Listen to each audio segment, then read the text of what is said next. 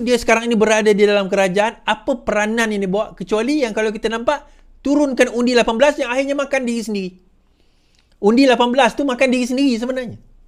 Kita tak nampak perkara tersebut boleh membantu kerajaan yang ada sekarang ini dan juga boleh membantu rakyat. Kita tak nampak benda tu. Dan kita lihat bagaimana budak-budak muda ini dengan sewenang-wenangnya mudah dimanipulasikan kerana apa? Kerana penggunaan wang ringgit yang banyak di dalam kempen, sehingga kan mereka ikut bukan sebab prinsip. Mereka boleh mengundi tapi bukan sebab prinsip, bukan semualah. Some of them kerana apa? Kerana mereka rasa sebab bayar lebih. Siapa yang bayar lebih dalam TikTok, siapa yang bayar lebih dekat on the ground. Kita tahu berapa banyak dana digunakan, 300 juta masuk akaun bersatu. Itu masuk akaun bersatu. Yang masuk kita tak tahu, tak ada catatan. Itu berapa pula jumlahnya. Jadi, itu yang pertama. Kita tak nampak struggle dia. Yang kedua, saya tak nampak visi dia. Syed Saddiq nak membawa negara ini ke mana? Apa visi selain daripada dia menentang? Apa visi dia? Itu saya persoalkan dalam Facebook. Saya katakan, saya risau pendidikan negara. Dia ni graduan undang-undang UIA. Saya kata saya risau. Bagaimana seorang graduan undang-undang daripada UIA, saya risau dengan level pendidikan tempatan kita ni. Bukan saya nak kata orang UIA ni tak pandai. Level dia lah.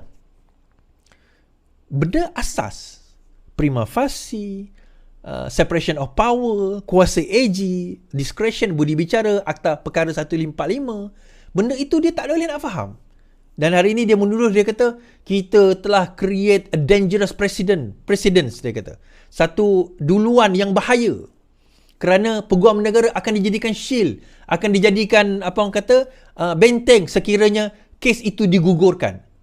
Persoalannya, kita nak jadikan benteng apa kalau itu memang peguam negara yang punya decision? Bagaimana kita tak nak kata sebaliknya kalau itu memang tugas peguam negara? Habis kita nak buat macam mana? In fact, dia kata apa? Kalau sekiranya nak gugurkan, kena bawa kes itu, perkara itu ke dalam select committee. Biar select committee decide. Kalau begitu, dan di mana separation of power? You are contradicting yourself. Ni saya bagi tuan-tuan. Diorang marah. Dia kata Anwar Ibrahim campur tangan dalam urusan menjatuhkan kes Zahid. Anwar kata, saya tak campur. Kalau macam tu, hendaklah kamu campur tangan supaya Zahid didakwa semula. Kamu kata on one hand, kamu tak nak Anwar campur tangan. Tapi on the other hand, kamu nak Anwar campur tangan. Bagaimana kamu ini? Bagaimana sebenarnya kamu ini? Adakah kamu mau Anwar itu campur tangan? Atau kamu tidak mau Anwar itu campur tangan? Kamu ini sebenarnya bagaimana? Bila Anwar kata dia tidak campur tangan, kamu suruh dia campur tangan. Bila kamu kata hendaklah diasingkan di antara judiciary dan juga legislature, tapi dalam masa yang sama kamu kata keputusan DNAA hendaklah diputuskan oleh select committee daripada kalangan kabinet. Bukankah itu tidak mengasingkan kuasa? Bukankah itu telah menarik kuasa hakim dan juga kuasa AG untuk menentukan satu-satu perkara yang sepatutnya diasingkan? Kamu ini bagaimana sebenarnya?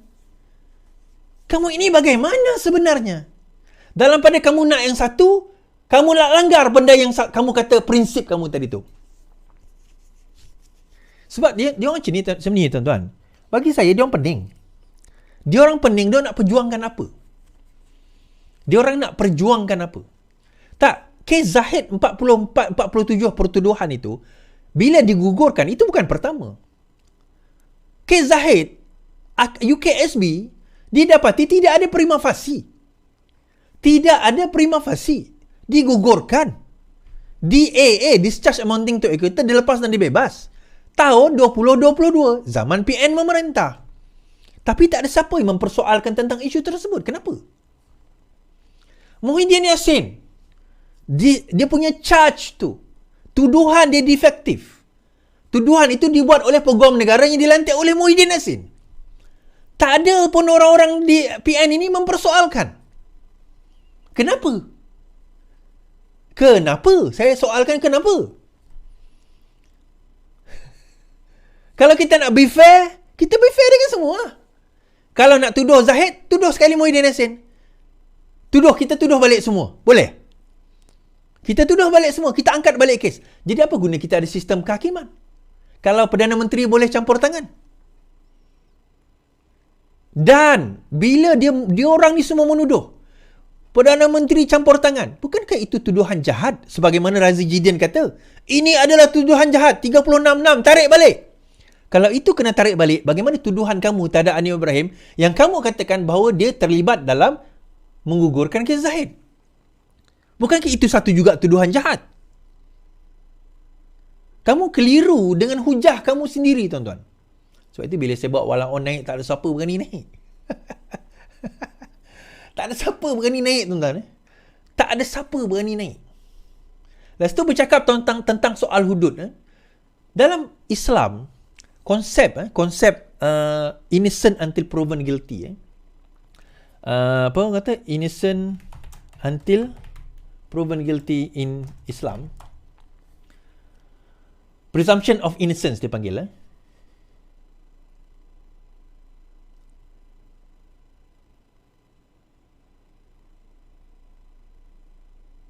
Dia berdasarkan kepada satu hadis tau. Okay.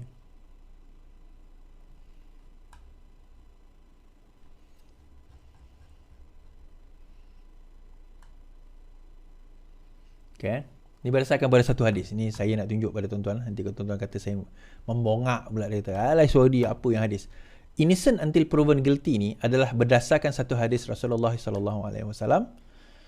Konsep itu bukanlah konsep barat sebenarnya.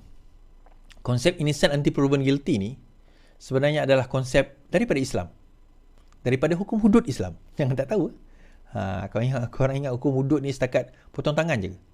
Hukum the principle of Islam tu sendiri sebenarnya mengambil. Okey, kejap. Konsep tersebut. Right. Saya tunjuk pada tuan-tuan.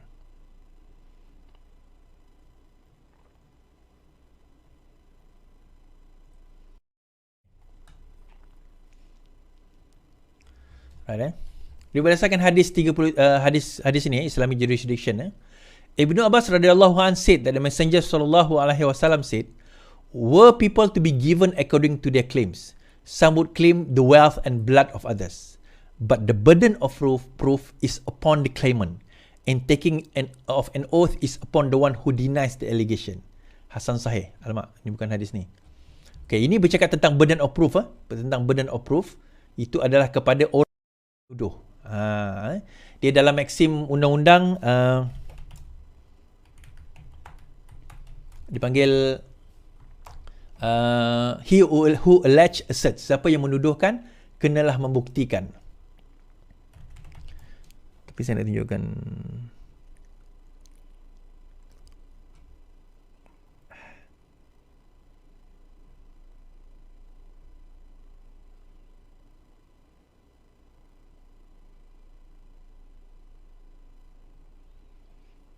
Yalah, betul daripada hadis tadi lah.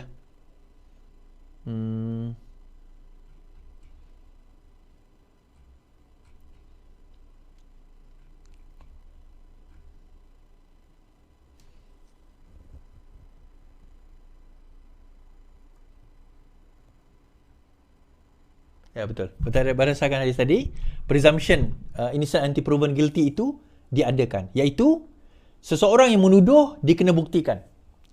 Dan bukan untuk claim yang dituduh itu membuktikan. Jadi dalam hal itu, since dia kena buktikan, maka dia ada satu usul fiqh, satu prinsip dalam Islam, seseorang itu didapati tidak bersalah sehingga dibuktikan bersalah.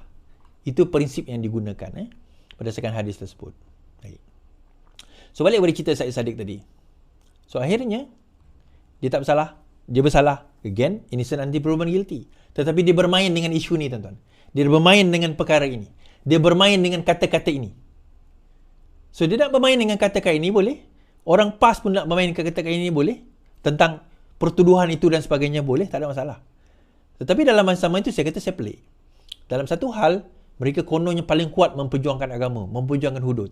Tapi dalam satu hal, mereka lah orang yang paling kuat fitnah, paling kuat menuduh, paling kuat fasik, memfasikkan orang, mengkafirkan orang, dan paling kuat menganggap orang dah bersalah sebelum didapati bersalah. So adakah itu mengikut prinsip Islam? Tuan-tuan fikir, Tuan-tuan tanya iman tuan-tuan, inikah Islam yang sebenar? Tuan-tuan, bagi saya ini bukan Islam sebenar. Serban kat kepala, jubah di badan, belum tentu membawa Islam sebenar.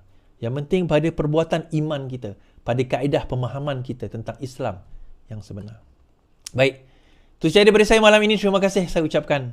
Saya mohon maaf atas kelewatan. Kita jumpa lagi. Yang penting, lawan, tetap lawan. Selamat.